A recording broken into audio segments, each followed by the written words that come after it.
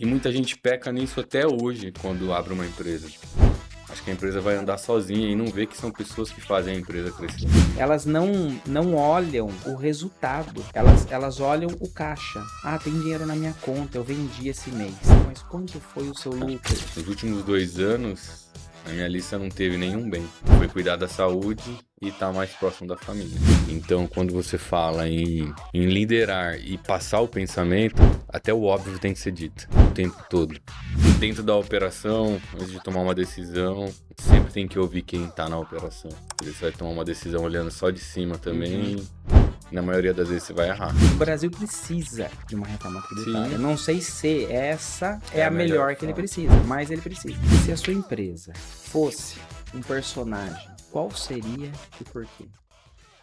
Quando você olha de fora, parece apenas uma empresa estruturada, com equipe grande e atuação pelo Brasil inteiro. Mas por trás disso existe uma trajetória de muito trabalho.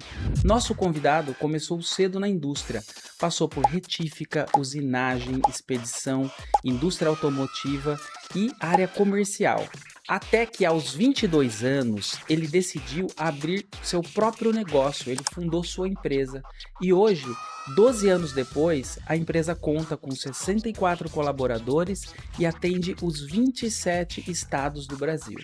E tem um time comercial com 22 pessoas.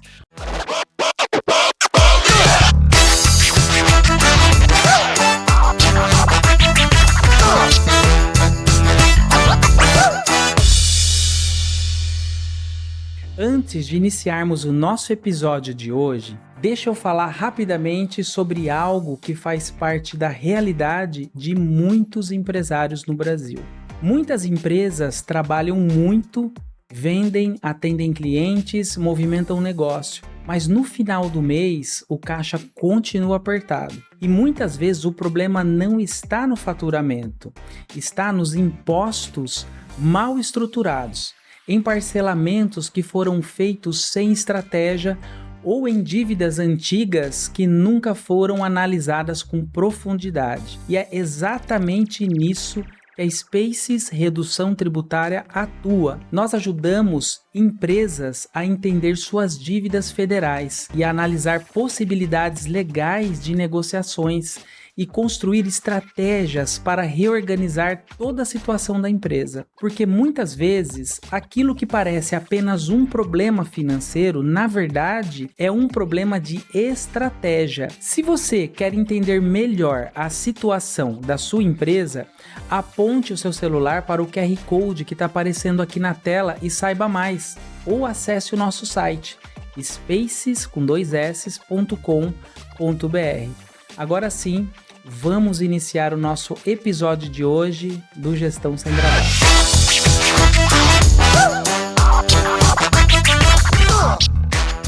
Hoje eu recebo o Peterson Pontes Ribeiro, fundador da Air Fusion Brasil Limitada. Seja muito bem-vindo, Peterson.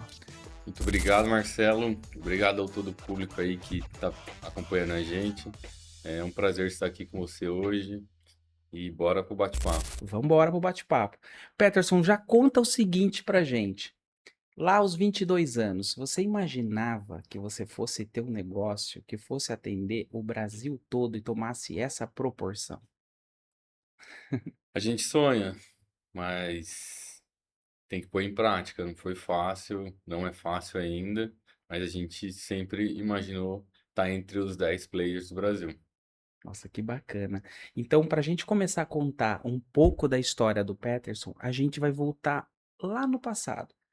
O Peterson, pessoal, ele é meu primo de sangue, tá? Para vocês saberem. E a gente, graças a Deus, a nossa família começou nessa geração, nascer alguns empreendedores e isso me deixa muito feliz. Então é uma honra para mim que eu estou entrevistando meu primo hoje. Eu também não imaginava isso lá no passado, né? Que eu fosse ter um negócio, ele fosse ter um negócio, a gente fosse se cruzar lá na frente. Então isso é muito bacana. Peterson, eu lembro de você pequenininho na infância, obviamente, lá na casa da avó, mas assim, a gente se afastou por conta da vida mesmo, né? Hoje, a internet, essas situações, as pessoas hoje, realmente, as famílias acabam não sendo como eram antigamente, né? Reunir de domingo, isso acaba, infelizmente, passando. Então a gente acabou se distanciando e eu queria saber o seguinte, Peterson. Quando você tinha, sei lá, uns 10 anos, 11 anos, você sonhava em ser o quê? Tipo assim, ah, quando eu crescer eu quero ser astronauta, piloto, eu quero ser empresário. Você tinha algum sonho? O meu sonho sempre foi ser jogador de futebol. Inclusive, atuei em alguns clubes. Meu pai tentou bastante tempo, só que não deu certo. É muito difícil, então a gente partiu para outro caminho. Uma coisa que ele fez muito certo foi sempre, desde os 14 anos, nunca deixou. Eu sempre me forçou a estudar. Então, comecei muito novo no Senai lá aos 14 anos, passei por todas as cadeiras da parte de usinagem no Senai. Aí você quer jogar bola, mas você vai ter que estudar. E aí foi aonde eu, Então, seu grande incentivo foi o tio Hélio, que é sim, o seu pai, né? Inclusive, tio Hélio, se estiver assistindo aí, ó, forte abraço pra você. Então, o Hélio te ajudou, te incentivando, primeiro, no futebol, né? Tentando, porque sim. se você tentou futebol, é porque você tinha algum tipo de habilidade, né? Eu lembro que ele jogava bem bola na rua lá. Sim, eu atuei em alguns clubes, tentei ser jogador, só que foi muito difícil. É cruel a carreira de futebol, porque se você não estudar, se você só tentar o futebol e chegar uma hora que não der certo, e aí, pra onde você vai? Uhum. Então, meu pai, mesmo sem estudo, ele sempre falou: você tem que ir lá no Senai também e fazer seu curso de Senai. Naquela época, o Senai era muito forte ainda. Então, ele sempre falou: tem que estudar. Então, dos meus 14 até os meus 17 anos, tentei o futebol, fazendo ensino médio e o Senai também. E lá no Senai, o que que você fez lá exatamente? Passei por toda a parte industrial, desde desenho técnico até a usinagem final. Parte de centro de usinagem, CNC. Mas essa escolha de fazer o Senai, exatamente esse tipo de curso, foi sua ou foi do seu pai? Foi minha. Tinha que escolher algum curso e aí eu fui para a indústria. Mas foi algo meio aleatório ou alguma coisa te inspirou ou na época era modinha? Na época, você tinha que fazer o Senai para você trabalhar na indústria.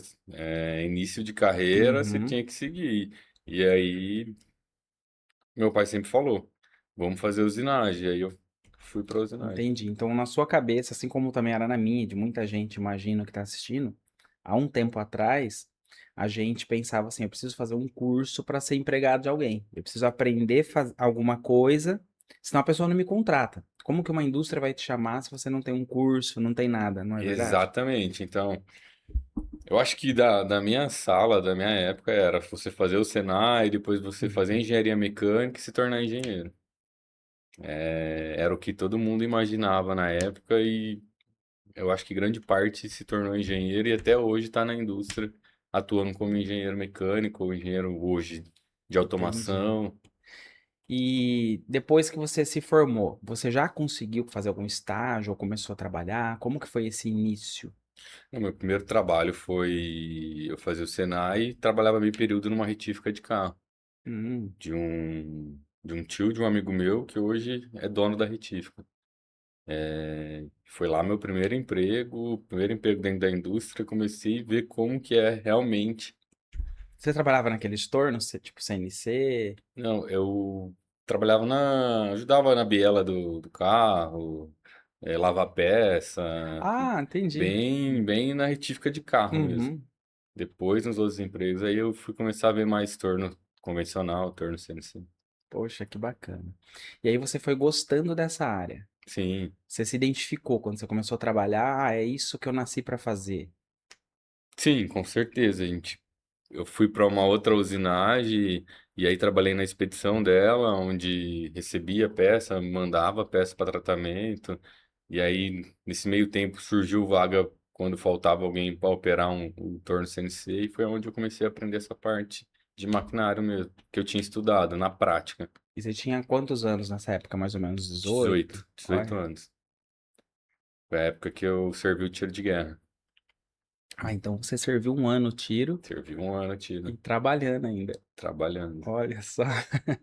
E nessa época, Peterson, o que te fez começar a ter pensamento assim de empreender, ser um empreendedor? Você trabalhava, você era. você era funcionário, né, ali, trabalhava nas empresas e em algum momento você virou empreendedor.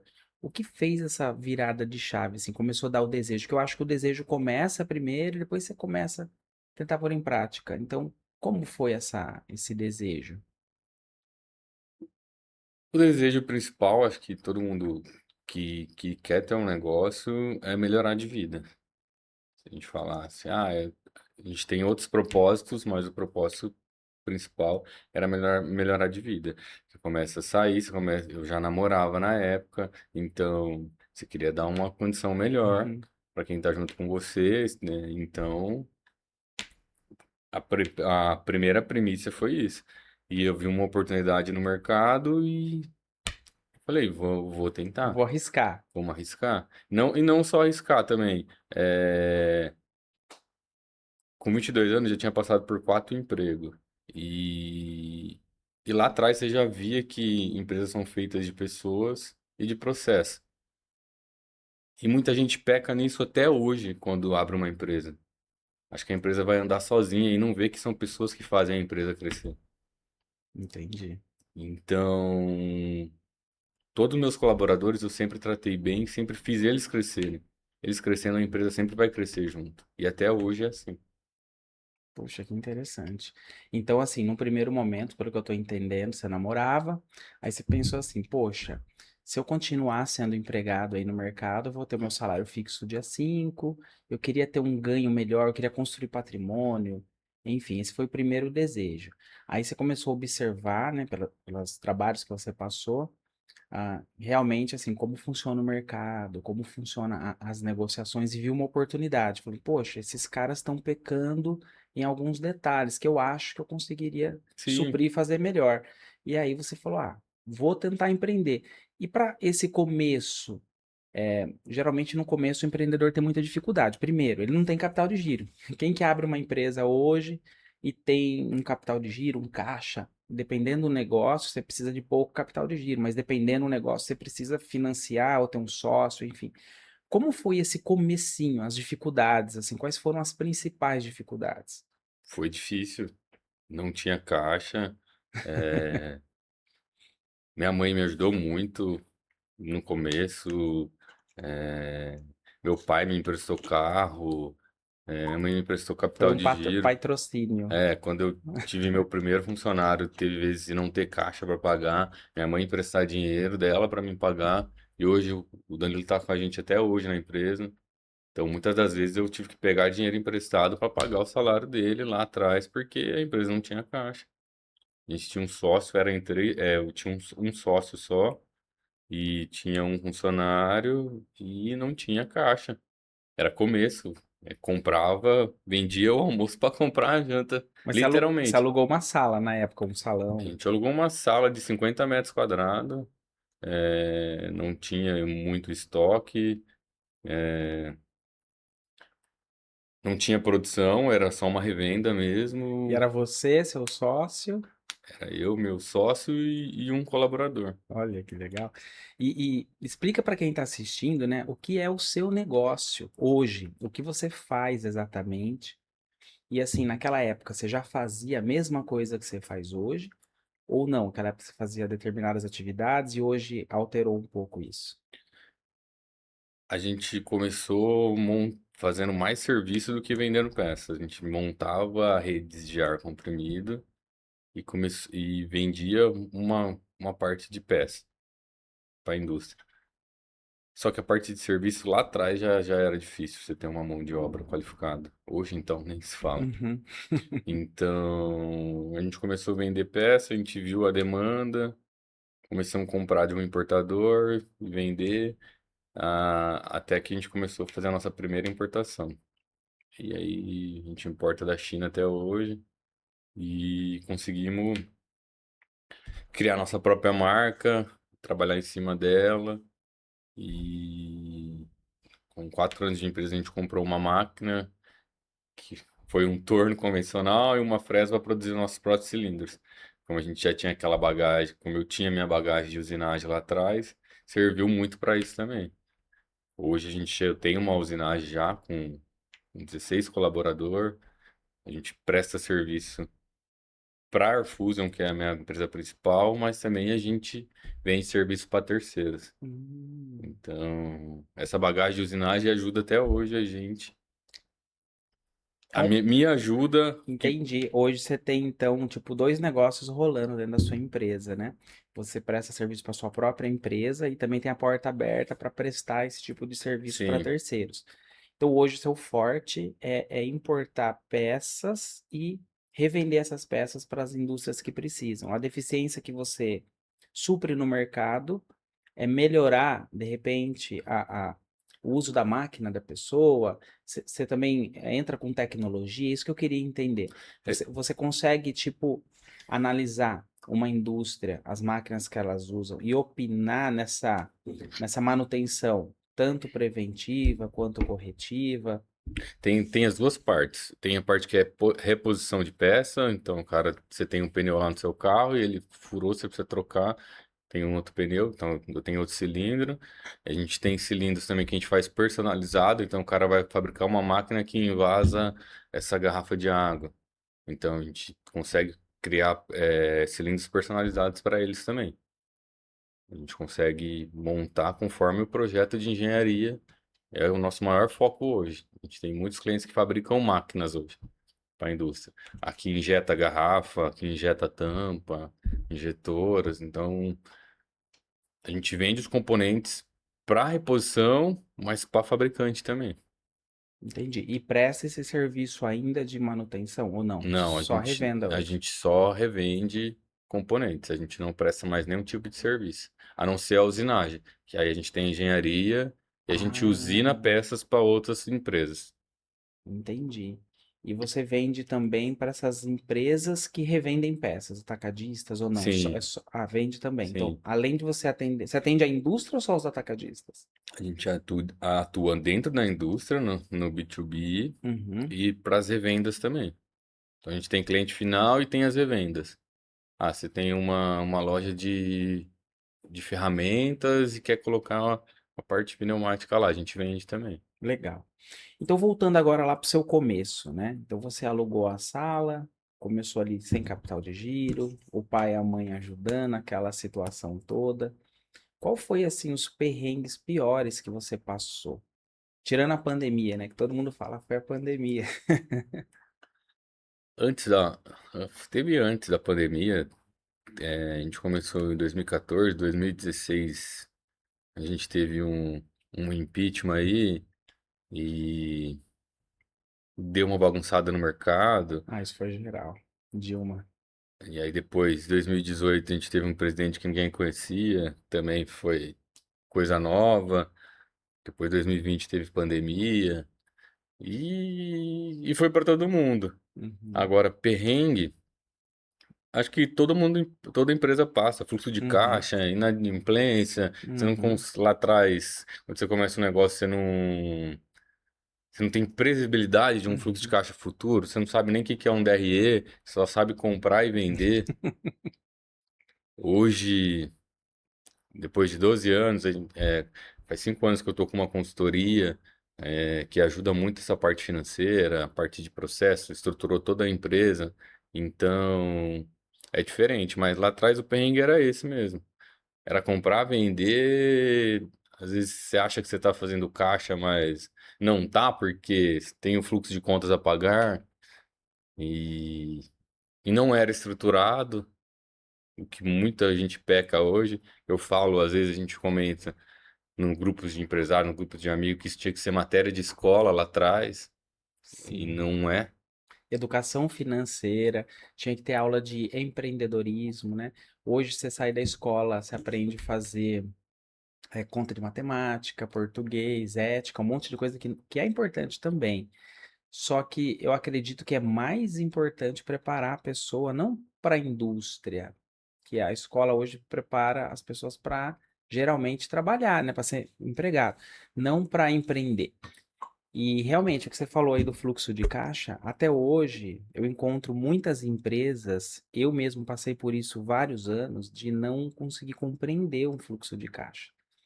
Ah, o fluxo de caixa, eu tenho isso para receber, tá? Mas o que você tem para pagar?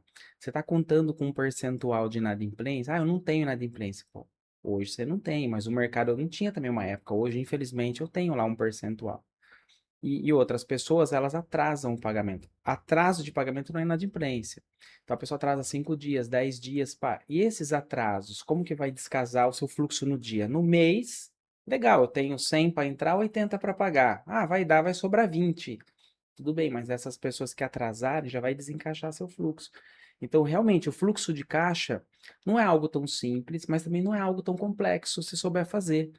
E também olhar se a empresa está dando resultado é muito importante. Tem muita gente que hoje ainda, infelizmente, no Brasil, principalmente que hoje nós temos aí uns 92% de empresas pequenas, né, no Brasil, empresas que são do simples.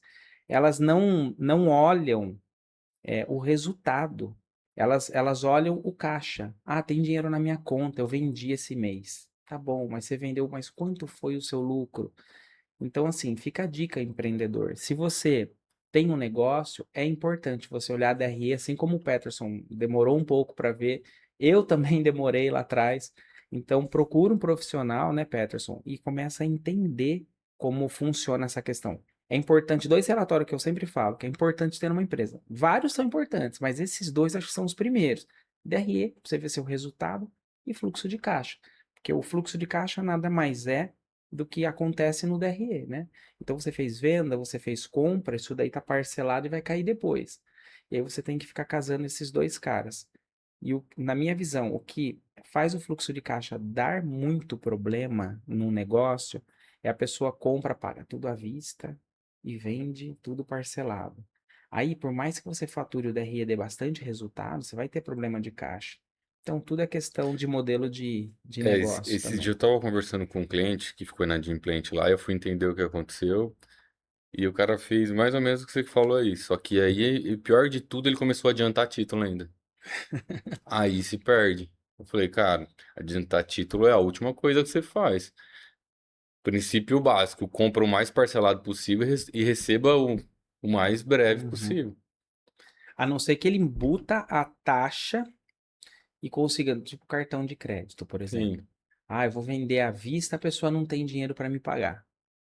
Ah, mas se eu vender em 10 vezes? Ah, e ela vai comprar e vai passar o cartão. O cartão não gera inadimplência para mim.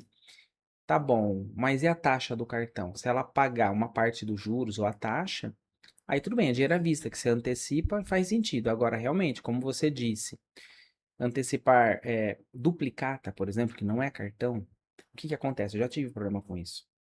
Você antecipa e o cara não paga a duplicata.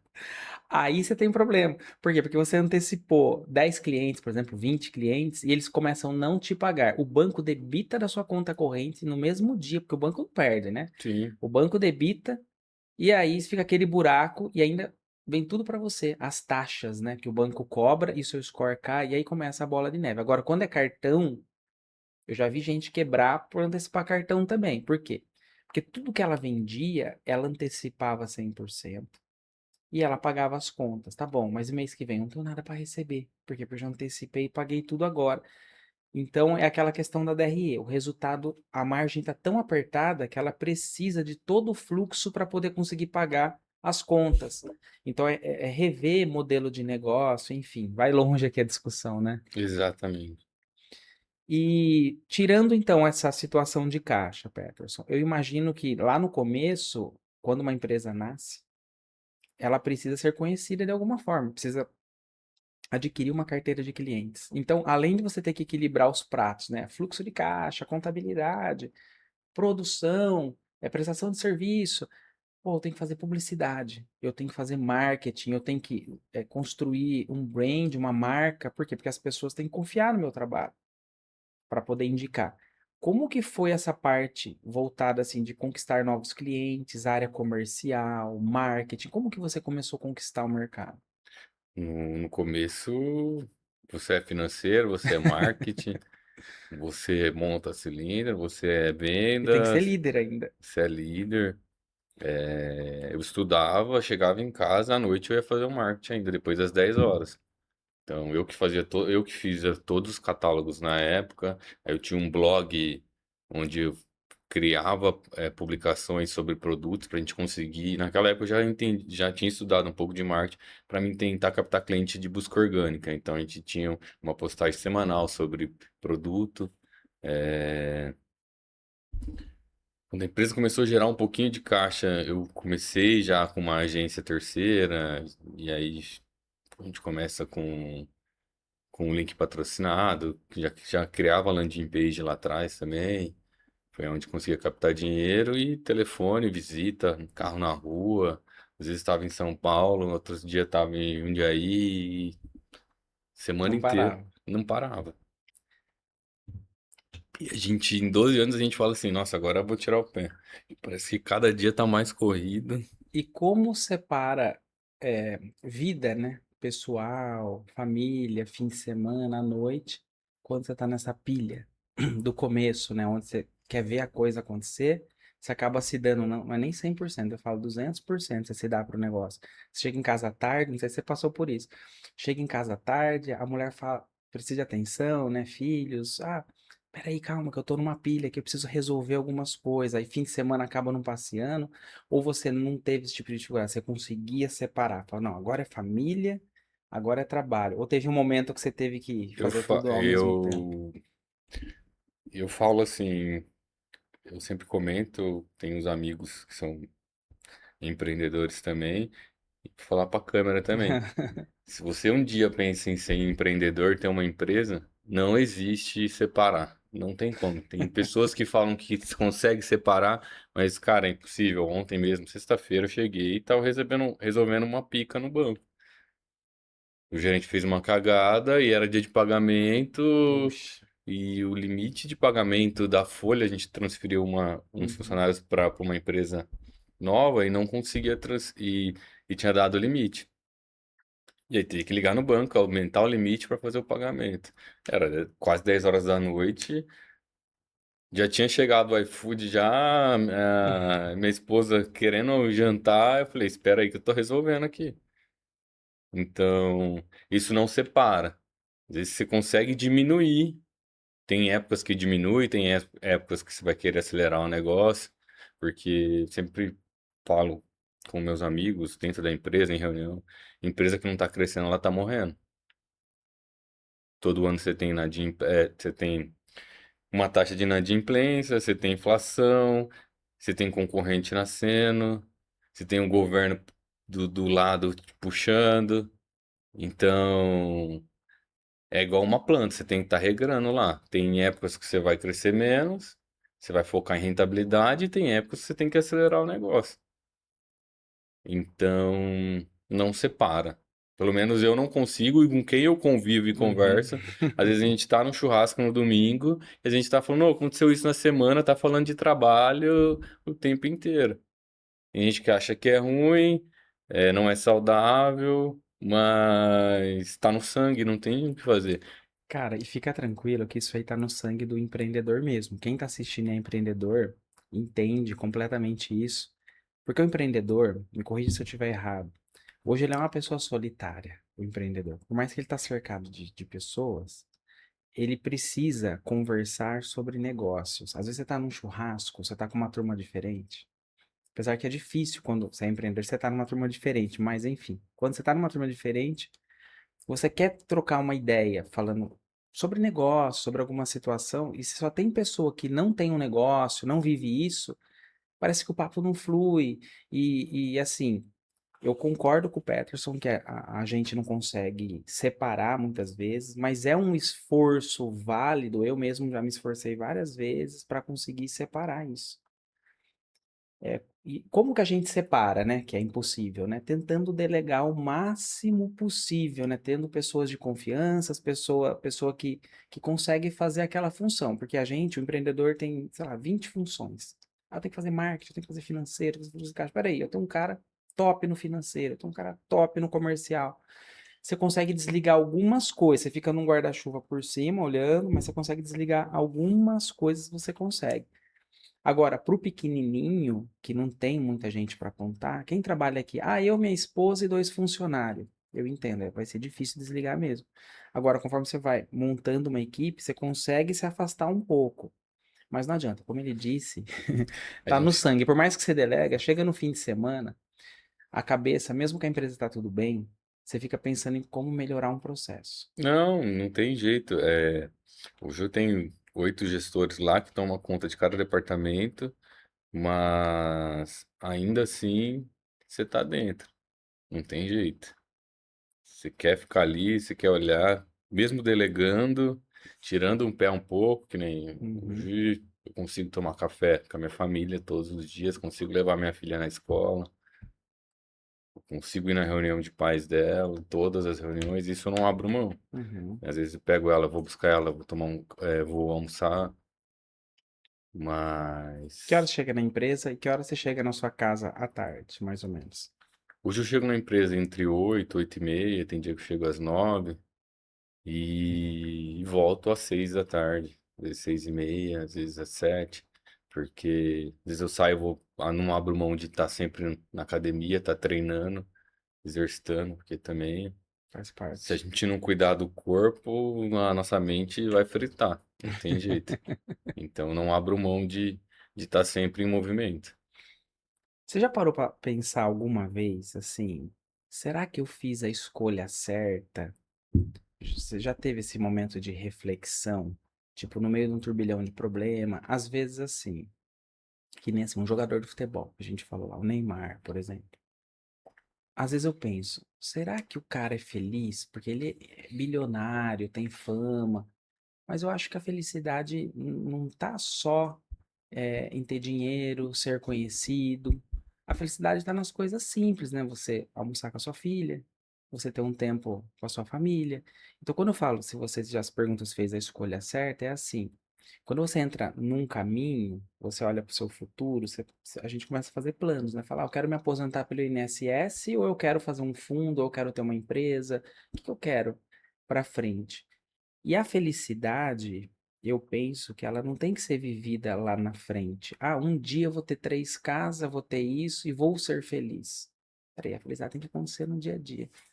Eu penso da mesma forma, porque se eu tiver 3 casas, quando eu tiver, a pessoa nem sabe se ela vai ter.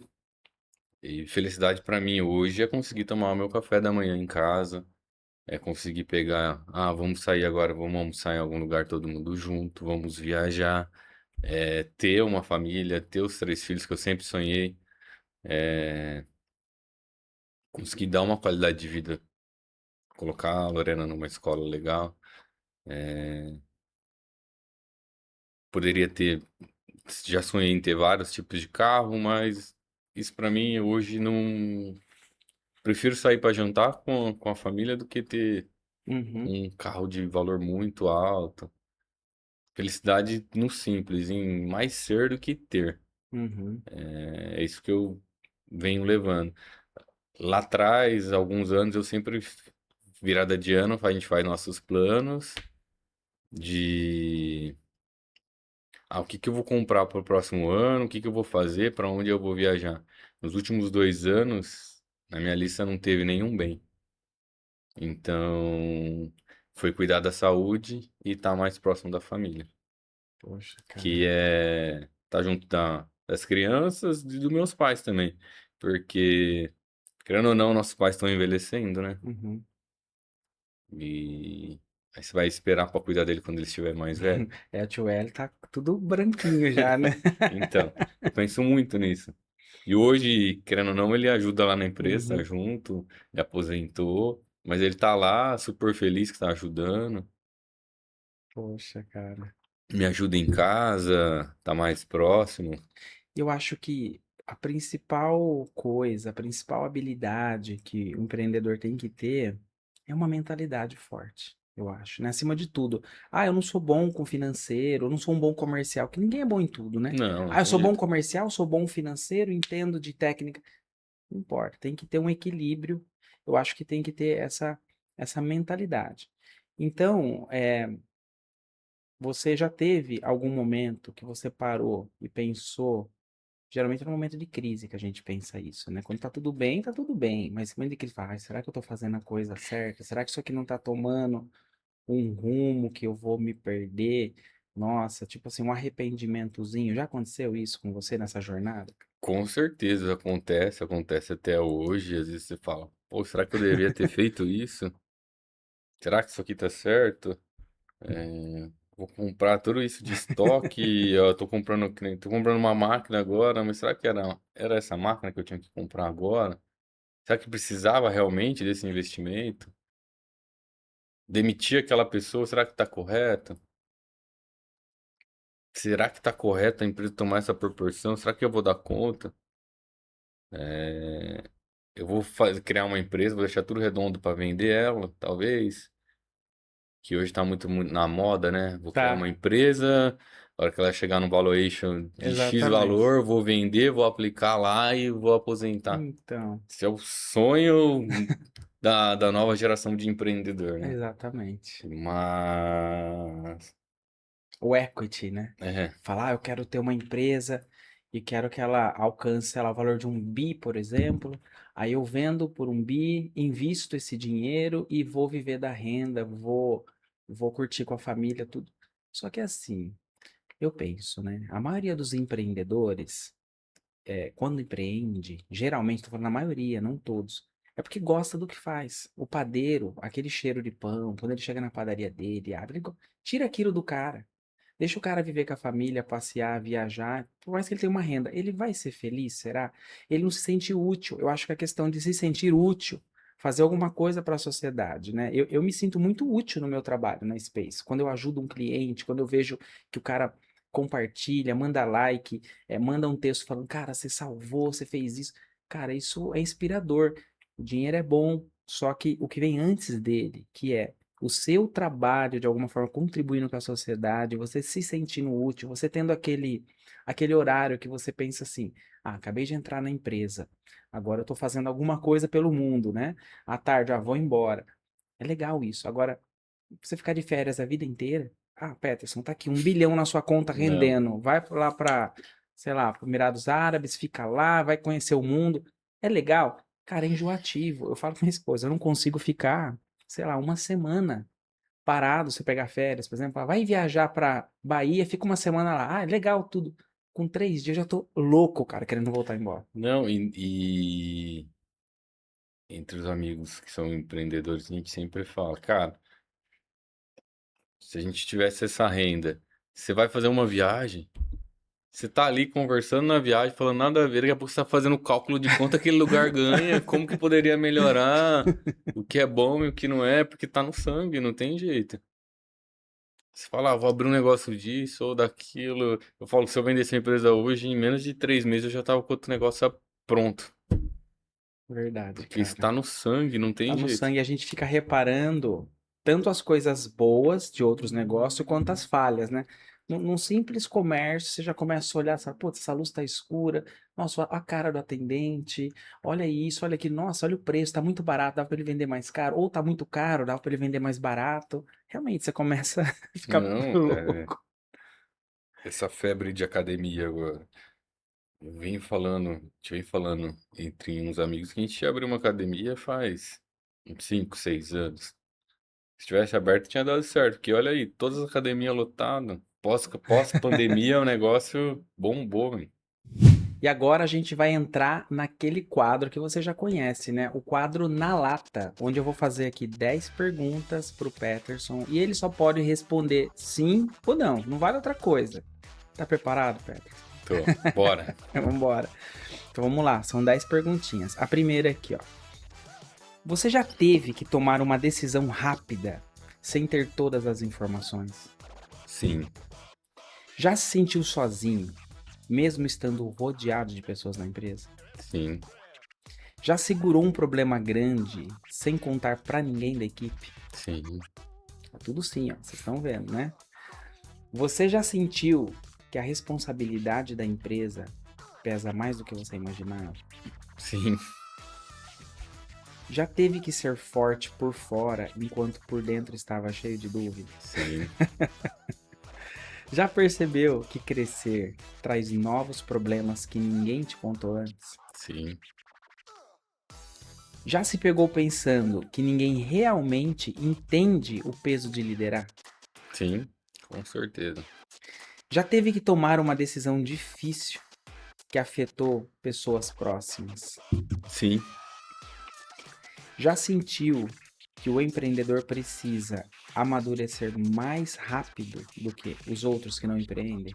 sim, E hoje você diria que liderar pessoas é mais difícil do que começar um negócio? sim. Então, em cima dessas 10 perguntinhas, que todas foram sim, tá aqui, ó, para você visualizar. Vamos comentar umas duas ou três mais detalhadas que te chamar a atenção aí. Vamos começar com a 10 aí, que eu acho que seria a mais importante. Você diria que liderar pessoas é mais difícil do que começar um negócio. Por quê? Pela comunicação, pelo pensamento. Quando você está em três pessoas, você tem a teia de comunicação, tem até um cálculo lá que você consegue criar uma quantidade de linha. Quando você aumenta para quatro, cinco pessoas, isso aumenta muito mais a possibilidade de entendimento. Então, quando você fala em liderar e passar o pensamento, até o óbvio tem que ser dito o Uhum. tempo todo. E às vezes a gente não diz, ou a gente passa de um jeito que a pessoa, você acha que a pessoa entendeu e às vezes ela não entendeu. Isso às vezes causa conflito, causa um erro, causa uma perca dentro da empresa, a gente não consegue criar um save em cima disso. Então, quando você abre um negócio, é você que faz tudo, você faz do seu jeito. Aí quando você cresce, tem muitas Uhum. pessoas, para você crescer, você depende literalmente das pessoas. Então, nem todo mundo tá num dia bom. Então, liderar pessoas é muito difícil. E inspirar pessoas, né? Porque eu penso que um líder, ele deve inspirar pessoas. Não é igual era antigamente, eu era chefe, né? Ah, o meu chefe chegou, se comporte que ele chegou, meu chefe. Hoje não. Hoje, assim, você não tem que ser. Muita gente fala assim, ah, você tem que ser amigo do funcionário. Eu acho que existe um caminho, né? Embora eu sou amigo do meu técnico que está aqui assistindo, existe essa separação no seguinte. Eu trabalho com as minhas filhas, por exemplo, com a minha esposa, eu tenho amigos que trabalham comigo. Só que eu penso assim, dentro de uma organização, quando você está dentro de uma empresa, você tem que entender os papéis. Todo mundo tem que entender os seus papéis. Tem o gerente, tem o líder, tem a pessoa que faz operacional, enfim. E essas pessoas podem ser irmãos, podem ser parentes, mas elas lá dentro têm que ter essa hierarquia e esse respeito. E decisões geralmente são de cima para baixo, certo? Não é o cara da operação que vai falar assim, ah, viu, vamos mudar o jeito de fazer. Não, peraí, tá alinhado com o gestor, com o gerente, com a estratégia da empresa. Então tem que ter essa visão, realmente tem que ser passada. Liderar para mim é isso, é você vender uma visão. Ó, hoje o nosso negócio tem que alcançar um objetivo. Esse objetivo está dividido, né, na parte estratégica, enfim, e todo mundo comprar a ideia. Obviamente, ouvir a opinião das pessoas é muito importante. Tem muita empresa que decide uma estratégia, embora ela esteja errada em partes, e muita gente da equipe percebeu isso, só que lá não escuta-se as pessoas. Então, acho que tem uma política de criar uma cultura onde todo mundo pode falar, mas tem um momento certo de falar. É importante. E realmente, como você colocou, faz toda a diferença quando você consegue comunicar. O grande problema é que as pessoas falam, falam, mas não conseguem se comunicar. A comunicação é aquilo que a pessoa entende, né? E Exato. pessoas entendem de forma diferente. A gente tem que entender isso. Se você falar A, um entendeu A, o outro entendeu B, o outro entendeu C. Calma aí, vamos alinhar isso aí, pessoal. E todo mundo entender o que está E sendo do jeito passado. que você fala também, né? Do jeito que você cobra. Se ficar só cobrando também, não escutar do outro lado o que a pessoa entendeu, só falar. Uhum. Eu vim aprendendo isso com o passar do tempo. Às vezes você fala, mas procura entender o que a outra pessoa entendeu. Porque às vezes você falou uma coisa e ela entendeu totalmente outra, ela vai executar e você vai pegar o problema e falar, pô, não Ah, era mas você falou assim. para fazer isso, né? Então, às vezes a comunicação para liderar pessoas mais importante. E aí, dentro da operação, antes de tomar uma decisão, sempre tem que ouvir quem tá na operação. Porque às vezes você vai tomar uma decisão olhando só de cima Uhum, também, e na maioria das vezes você vai errar. Então eu procuro sempre ouvir ao uhum, todo antes de tomar uma decisão. E eu aprendi também a ouvir os dois lados, que às vezes tá em um conflito lá, e aí a uhum, visão só de um uhum. não dá certo. Entendi. E aquilo que você disse faz muito sentido. Você pode falar o que você quiser, só que você tem um jeito de falar, né, para as pessoas. Você chamar a atenção de um colaborador, eu acho que tem jeito para você chamar. Você não vai gritar com ele na frente de todo mundo ali na produção, por exemplo. Tem muita Sim, gente que até hoje leva esse espírito de chefe, vamos dizer, não é nem de liderança. Você vai chamar num canto, na sua sala, você vai conversar com jeito. Então, hoje, como que é essa comunicação lá? e esse feedback. E às vezes você vai lá, antigamente você chegava, os chefes falavam, porra, mas eu não falei pra você fazer desse jeito. Ô Marcelo, você não entende que se você fizer desse jeito é melhor? O que você acha se você tivesse feito desse jeito? Então, é o jeito que você comunica. A Uhum, pessoa vai responder do outro lado. bacana. Mais uma coisa que eu penso, ouvi esses dias uma frase que feijão só cozinha na pressão, cozinha mais rápido. Então, tem muitas coisas ainda que tem pessoas que só funcionam na pressão. Às vezes a gente usa exemplos lá dentro. Isso eu falo para os liderados, que quando a gente pede uma coisa, na época de escola lá, tem as pessoas que faz o trabalho, deixa tudo pronto, ensaia um dia antes, e tem pessoas que tá terminando o trabalho dentro da sala de aula para apresentar no mesmo dia. Não seja esse tipo de pessoa. Sempre se prepare antes, Uhum, porque improviso às vezes dá problema. entendi. Tem muita gente que vive de improviso, né? Então, não pode. Quer falar sobre essa? Já se sentiu sozinho mesmo estando rodeado de pessoas na empresa? Pode ser, vambora. Ah, essa é a dor do empresário, do empreendedor. Às vezes você tem que tomar algumas decisões e na prática, mesmo você tendo um time, tendo pessoas para ajudar a tomar a decisão, ainda você se sente sozinho, você não sabe se a decisão está correta. Por isso que às vezes eu sempre procuro estar em network, estar conversando com empresários, com pessoas de negócio, para a gente entender que essa dor é comum e que ela sempre vai existir. Opa, deixa eu fazer uma pausa rapidinha aqui. Você tá gostando dessa conversa até agora? Porque toda vez que a gente grava um episódio do Gestão Sem Gravata, acontece uma coisa muito interessante. A gente percebe quantas histórias boas existem dentro das empresas, histórias assim de quem começou pequeno, histórias de quem enfrentou dificuldade, histórias de quem insistiu quando muita gente desistiria. E aí surge uma pergunta importante: quantas dessas histórias ninguém conhece? Quantas empresas incríveis continuam invisíveis simplesmente porque nunca contaram a sua história? Hoje, quem compartilha conhecimento e quem cria conteúdo sempre sai na frente. O podcast virou uma das ferramentas mais fortes para construir autoridade. Foi por isso que criamos o Spaces Studios, um espaço preparado para gravações profissionais, com câmeras, iluminação, áudio tratado e equipe técnica acompanhando toda a gravação. Assim você pode ficar focado no mais importante, que é o quê? A conversa, o bate-papo, o compartilhar, o contar a sua história. Se você também quer gravar o seu podcast, o seu programa ou criar o seu conteúdo profissional para a sua empresa, aponte o celular para o QR Code que está aqui aparecendo na tela e saiba mais. Veja quantas opções de cenário temos disponíveis ou acesse o spacesstudios.com.br. E agora sim, vamos voltar para o nosso episódio. Hoje você tem consultoria, mentoria, hoje tem alguém que te ampara em determinadas A decisões? gente tem uma consultoria Já vai para o quinto ano aí e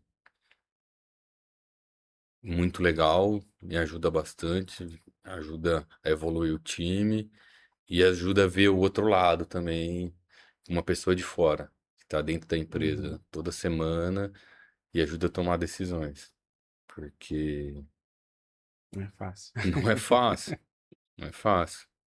Já procurei outras consultorias não, outras mentorias também, G4 Educação, Uhum. participei de, de vários programas deles lá. Recomendo para Uhum. quem tiver a oportunidade de ir, que é muito bom também. Legal. Mas a JM aqui de Americano me ajuda muito. E conta pra mim agora. Agora eu quero entrar aqui numa fase de umas perguntas bem, assim, diferentes. Vamos lá. Se a sua empresa, Airfusion, né? Airfusion Brasil, fosse um personagem de filme, de série, um desenho, ou fosse até o título de um filme, qual seria e por quê? Cara, que pergunta interessante. Eu acho que seria o título de filme seria Os Vingadores. E no caso eu seria o Homem de Ferro. Olha só. Ó, tá até o capacete ali, ó. Ali embaixo, ó. Que legal. Porque a gente tenta ajudar as outras empresas e eu falo que seria o Tony Stark porque eu já passei por todas as áreas de dentro da empresa e tento ajudar todo mundo. Então, eu sou um cara muito de tecnologia. Inclusive, a gente tem um agente comercial lá que chama Arnold. É uma IA que aprende toda a parte comercial para ajudar o time. Então, eu acho que eu seria o Tony Stark. Nossa, que bacana. E conta pra mim assim, qual o erro que mais te ensinou? Confiar que as pessoas estavam seguindo o processo, cara. Que ela tinha entendido e estava tudo acontecendo. E não ter ninguém em cima garantindo isso. Que é a próxima fase que a minha empresa vai chegar agora, ter uma controladoria Uhum, para validar tudo que está acontecendo lá dentro. Porque eu não consigo validar isso sozinho, hoje uhum, sou eu que lógico. faço. Mas é ter uma pessoa que me ajude a fazer o serviço de controladoria. Eu tenho aqui algumas perguntinhas do Instagram, né, que a gente abre para as pessoas. E uma das perguntas é: qual foi o maior desafio para crescer atendendo empresas do Brasil inteiro? Qual foi o maior desafio? Capacidade de produção, mão de obra, logística, a entrega mesmo. Hoje eu tenho uma capacidade de produção que eu não consigo atender as demandas que a gente tem hoje. Puxa, hoje virou o jogo. É, então é difícil a gente estar investindo para isso, mas esse é o desafio. Qual habilidade é mais importante para quem quer trabalhar com vendas industriais? Saber o que está vendendo, técnica. Hoje a gente tem uma equipe de treinamento interno para treinar o nosso time comercial para vender a solução mais completa para o pro nosso cliente. Então, nosso slogan é até soluções que geram produtividade. Quando eu vou ofertar um produto do nosso portfólio, eu tenho que fazer com que o cliente tenha ganho com isso, senão não faz sentido para ele. Então, técnica. Legal. E como estruturar um time comercial eficiente dentro de uma empresa? Primeiro de tudo, você tem que ter um vendedor que tenha ambição. Se você não tiver um vendedor que tenha ambição, já está errado. Mas quando a gente fala estruturação de time comercial, é, poucas empresas hoje conseguem ter, é a minha dificuldade também. Quando a gente fala em uma equipe comercial, lá atrás você falava só de vendedor. Ah, vou ter tantos vendedores. Hoje um processo de vendas, para ele acontecer correto, começa ali no pré-venda, começa no marketing primeiro. Então você tem o marketing gerando demanda, que às vezes as empresas acham que o marketing é só para postar É um foto, funilzão de venda, né? para Lead, capturar para lead. ter uma identidade visual, Uhum. As agências antigas é muito isso. Então, para você ter uma máquina de vendas, começa muito no marketing, na geração de lead, mas aí você tem que ter os seus SDR lá, que faz a qualificação para acelerar o processo, para que chegue para o vendedor e o vendedor já tenha mastigado a venda. E depois, quando a gente fala em funil, eu falo de ampulheta também, que aí você tem o pós-venda, um departamento de saque que consiga resolver os problemas quando acontece, porque sempre Uhum. vai acontecer. Então, a gente, o time de vendas fica grande exatamente por isso, porque você tem o marketing, a pré-venda, os hunter, que fala que é os caçadores ali dentro, que vai prospectando, e tem os fazendeiros também, que toma conta de carteira, e, e um pós-venda de qualidade, porque o comercial às vezes não vai falar o que está acontecendo ali dentro, por que que ele perdeu o pedido, por que que a gente falhou no atendimento. Então, um sucesso do cliente às vezes consegue tirar do cliente realmente o que aconteceu para você melhorar o seu processo. Poxa, faz todo sentido. Só que isso custa. Custa com certeza. E assim, alguns dados aqui importantes, né? A indústria no Brasil representa cerca de 24% da economia brasileira. Então o Brasil, ele vem perdendo indústria com o tempo, né? Porque tá importando mais, estão pegando de fora. Eu acho que para a economia girar melhor no Brasil, a gente precisava ser produtores. O pessoal vem, extrai o nosso material, e industrializa lá fora. Esse é o primeiro dado. O segundo dado que eu tenho aqui é assim: a maior parte das vendas industriais hoje, uma indústria costuma produzir para quê? Para outra indústria, então é B2B. Então, geralmente, a maioria, né, dados também que eu busquei, são B2B. Então, indústrias fabricam para indústrias, e indústrias tem poucas no Brasil, 24%. Eu queria que você comentasse um pouco sobre isso. O correto era a gente produzir. Com certeza, a gente tem tecnologia para isso, mas não tem incentivo. Então, eu acho que fica mais difícil. O sistema não ajuda a indústria brasileira. E cada vez mais a gente vai estar desindustrializados. Uhum. Porque mão de obra qualificada,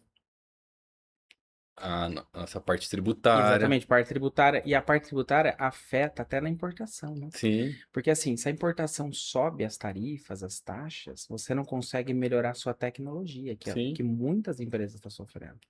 E não só isso também, e o trabalhista também. Uhum. Então, são fatores que não tem nenhum tipo de incentivo. Você vê que muitas empresas estão indo aqui para o Paraguai e industrializar lá para vender para cá. Então, é muito mais governamental o problema do, do que a gente pensa.